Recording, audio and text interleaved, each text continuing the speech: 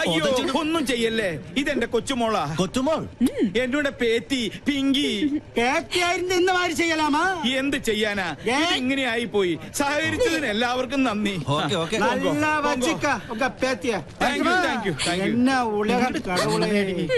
എന്റെ ഈശ്വര, ഇങ്ങനെ ഒരു സന്തതി. ഹെൽമെറ്റും ജാക്കറ്റും ഇട്ട് നീ ആര്, ജെയിംസ് ബോണ്ടോ? നാട്ടുകാർ ഇപ്പൊ തല്ലിക്കൊന്നാനെ. പിന്നെ ഞാൻ കുറച്ച് കാശ് വെച്ചപ്പോ മുത്തശ്ശന്റെ കയ്യിലില്ല. എന്നിട്ട് രാവിലെ തന്നെ പൂർത്തി വെച്ചത് മാന്തിയെടുക്കാൻ വന്നേക്കുന്നു. 200 രൂപയോ? ഇതാണോ ATM വന്ന് ഇത്ര മെനക്കെട്ടെടുത്തത്? കഷ്ടം. ചുമ്മാ അതല്ല, നാട്ടുകാര് പിശുക്കം പെള്ളാന്ന് വിളിക്കുന്നത്. സിവിലിയൻ കോളനിയിലെ പിള്ളേരെ കൂടെ കൂടി എല്ലാ തെമ്മാടിത്തരങ്ങളും പഠിച്ചു വെച്ചിരിക്കുക. ഇങ്ങനെ ഒരു വിത്ത് എന്റെ മോന്റെ രക്തത്തെ തന്നെ പിറന്നൂല്ലോ. 50 പൈസ എവിടെ? ഈശ്വര, അയ്യോ എന്റെ മാല.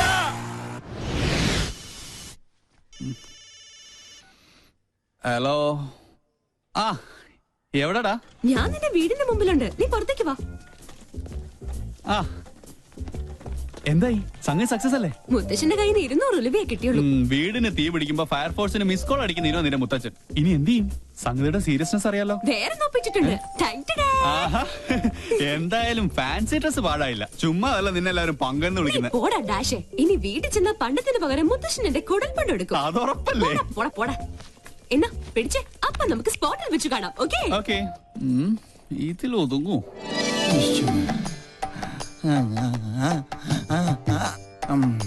ഒരു തുമ്മൽ വന്നത് എങ്ങാട് പോയാവോ?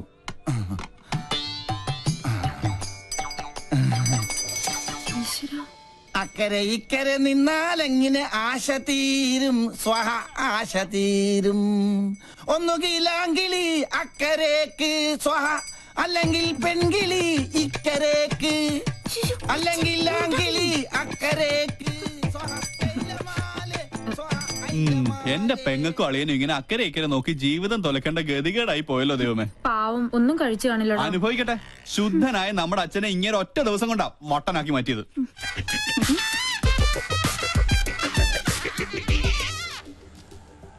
ഒബാമ ഇപ്പൊ ഇങ്ങെത്തും ബാൻഡ് ബുക്ക് ചെയ്യാനായിട്ട്. അമേരിക്കൻ പ്രസിഡന്റ് ഓട്ടോയുടെ ശബ്ദം കേട്ടില്ലേ?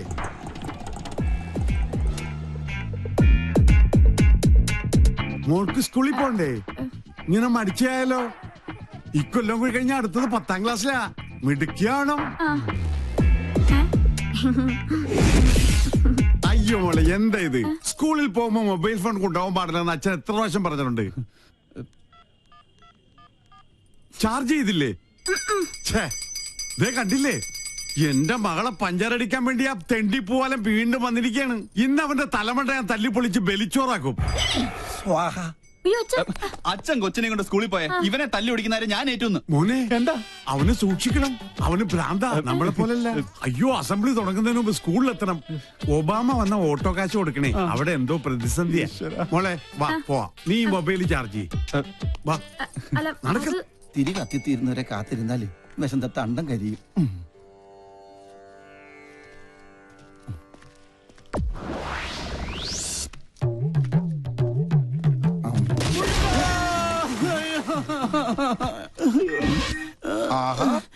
അയ്യോ, എന്തിനാ റോട്ടിൽ കിടക്കണത്? വീട്ടിൽ പോയി കിടന്നൂടെ?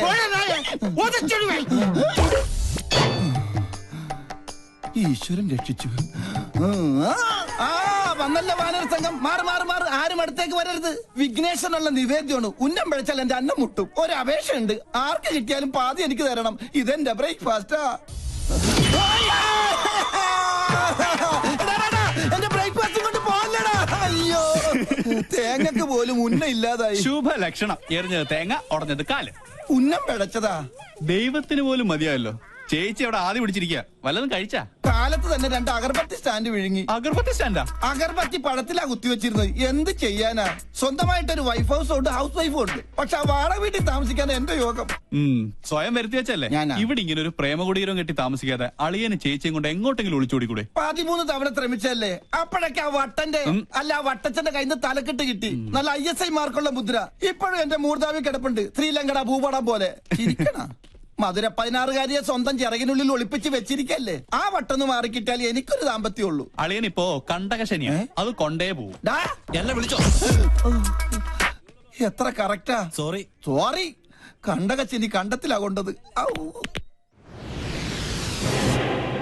சார் அந்த டாக்டர் என் மேல ஆக்ஷன் எடுக்கிறது சான்சஸ் இருக்கு.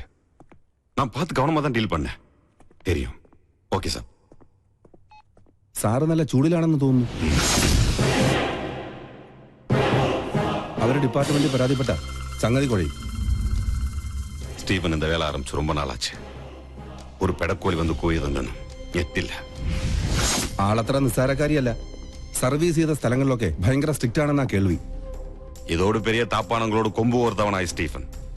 പിന്നല്ലേ ഈ പീര പിടിയാണ്. കൊമ്പ് കോർക്കുകയല്ല, പ്രശ്നം ഒതുക്കി തീർക്കാൻ ഇനി നോക്കേണ്ടത്. കാര്യത്തിന്റെ ഗൗരവം സ്റ്റീഫൻജിക്ക് അറിയാലോ. ഇതിന്റെ പേരിൽ നിയമ നടപടി ഉണ്ടായാൽ തൂങ്ങുന്നത് സ്റ്റീഫൻജി മാത്രമായിരിക്കും. ഇപ്പൊ ഈ ഫോണിൽ വിളിച്ച സാബു പോലും ഉണ്ടാവില്ല. ആ ഡോക്ടർ ലീഗലായി മൂവ് ചെയ്യുന്നതിന് മുമ്പ് എങ്ങനെയെങ്കിലും അവരെ ഒന്ന് സ്വാധീനിക്കാൻ നോക്ക്.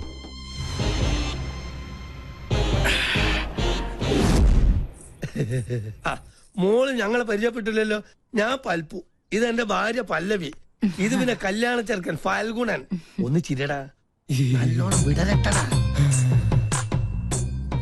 ഇവരുടെ തറവാട് പല്ലനേരിയില്ല, ഞാൻ പല്ലാവൂർത്തായിരുന്നു. ഇപ്പൊ സെറ്റിൽ ചെയ്തിരിക്കണ പല്ലിശ്ശേരിയില്ല.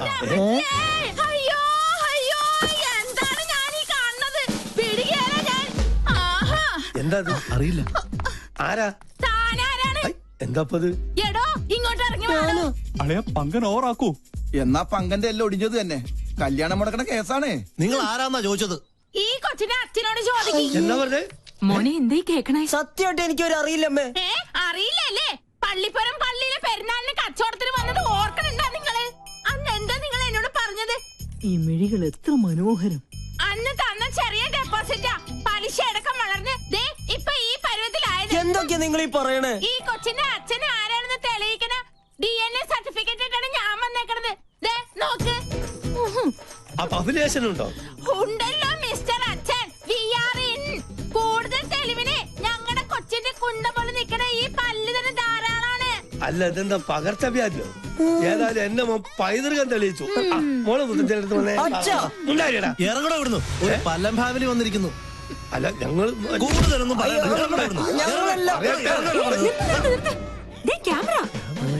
വേഗം ചെല്ലളിയാ. ആരും പ്രശ്നം ഉണ്ടാക്കല്ലേ. വരണം വരണം. ചേട്ടാ ക്ഷമിക്കണം, ഞങ്ങൾ കളേശ്വരുടെ ആൾക്കാരാ. ഈ നിൽക്കുന്നതാണ് ഞങ്ങളുടെ ആങ്കർ പിങ്കി. അയ്യോ അമ്മേ, പിങ്കി. എന്റെ ഈശ്വര, എനിക്കിത് വിശ്വസിക്കാൻ പറ്റുന്നില്ല. സോറി, ഈ നല്ല മുഹൂർത്തത്തിൽ തന്നെ നിങ്ങളിങ്ങനെ മണ്ടം കളിപ്പിച്ചല്ലേ ക്ഷമിക്കണം. TV കണ്ടിട്ടേ ഉള്ളൂ, നേരിട്ട് കണ്ട ആദ്യമായിട്ടാ. എന്തായാലും ചെക്കൻ അച്ഛൻ ഞങ്ങൾക്ക് വേണ്ടി ഒരു മണ്ടൻ കിരീടണിയണം.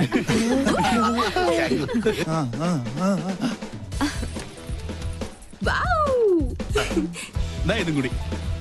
ഓക്കെ, ഇനി എല്ലാരും ക്യാമറക്ക് വേണ്ടി ഒന്ന് പോസ് ചെയ്തേ. ഞങ്ങളോട് സഹകരിച്ച എല്ലാ കുട്ടികൾക്കും ഞങ്ങളുടെ ഒരു സ്പെഷ്യൽ സമ്മാനം ഉണ്ട്.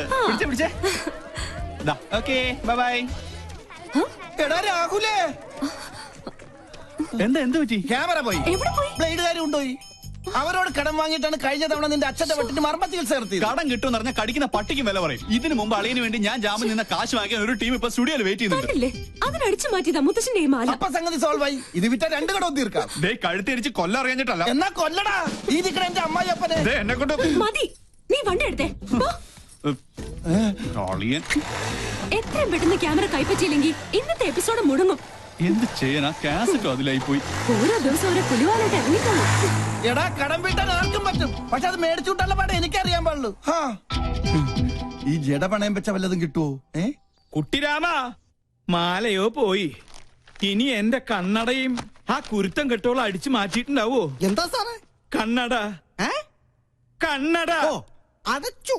അതല്ലടാ, പൊട്ട. പൊട്ടോ? സാറിനെന്തിനാ പൊട്ട്? പൊട്ടല്ലടാ, പൊട്ട. കണ്ണട അടച്ചല്ലോ. എന്നെ ഒന്ന് അങ്ങെടുത്തേ.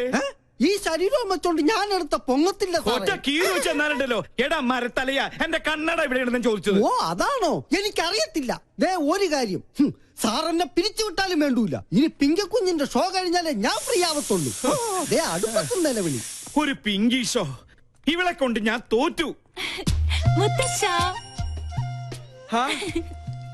എവിടെ വെച്ച് മറന്നാലും ഈ സമയത്ത് ഇത് അന്വേഷിക്കുമെന്ന് എനിക്ക് അറിയായിരുന്നു. ഓ പിന്നെ ആ തല തിരിഞ്ഞവരുടെ വേഷം കെട്ട് കാണാനൊന്നും എന്നെ കിട്ടില്ല. താൻ തോന്നി എലിവിഷത്തെക്കാൾ വലിയ വിഷമാണ് അവളുടെ ടെലിവിഷൻ പരിപാടി. അല്ല, മുത്തശ്ശനും കൊച്ചുമോളും തമ്മിൽ എന്തോ ഉടക്കുണ്ടല്ലോ. ആ കുരുത്തം കെട്ടവള് ആരാണ് അവളുടെ വിചാരം? കായംകുളം കൊച്ചുണ്ണിയുടെ കൊച്ചുമോളോ? ഇപ്പൊ പട്ടാ പകല് പിടിച്ചു പറയും തുടങ്ങിയിരിക്കണു. പൂച്ചക്കുഞ്ഞാ? പൂജക്കുഞ്ഞ് ഷോ തുടങ്ങാറായി. Welcome to colour show. ഒരു സന്തോഷ വാർത്ത, ഞങ്ങൾ ഇന്ന് വിജയകരമായ 50ാം എപ്പിസോഡിലേക്ക് കടക്കുകയാണ്. മാന്യ പ്രേക്ഷകരുടെ സഹകരണം തുടർന്നും. നിന്ന് വാചകം അടിക്കാണ്ട് വേഗം തുടങ്ങടി. ഇപ്പൊ സെറ്റ് ചെയ്തിരിക്കണ പല്ലിശ്ശേരിയില്ല. മാല അടിച്ചു മാറ്റിട്ട് അവളുടെ കളി. ആരാ ഈ കൊച്ചിനെ അച്ഛനോട് ചോദിക്കി. അറിയില്ലല്ലേ? പള്ളിപ്പുറം പള്ളിയിലെ പെരുന്നാളിന് കച്ചവടത്തിന് വന്നത്. എന്റെ മാല. മാലയോ? ആ, അത് ഞങ്ങള് തമ്മിലുള്ളൊരു ഇടപാടാ. ഓ, ആശ്വാസായി. ഇതിനു വേണ്ടിയായിരുന്നെങ്കിൽ എന്നോട് ചോദിച്ചാ മതിയായിരുന്നില്ലടി കാന്താരി.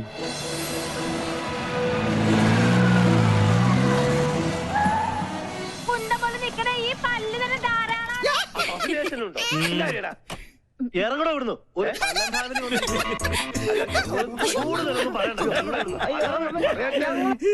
അടുക്കളയിൽ ജോലിയൊന്നുമില്ലേ? ഉണ്ട്, സാറ് നിർബന്ധിച്ചിട്ടാ. ചുമ്മാതല്ല കോമാളി വേഷം കെട്ടി കൊച്ചുമോള് തെരുവിൽ കാള കളിച്ച് നടക്കുന്നേ. പ്രോത്സാഹിപ്പിക്കാൻ കുടുംബത്തിൽ തന്നെ ആൾക്കാരുണ്ടല്ലോ. നാളെയല്ലേ നിനക്ക് ഇന്റർവ്യൂ? ഈ ടി വി കാണുന്ന നേരം കൊണ്ട് നാളത്തേക്ക് വല്ലതും പ്രിപ്പയർ ചെയ്യാൻ നോക്ക്.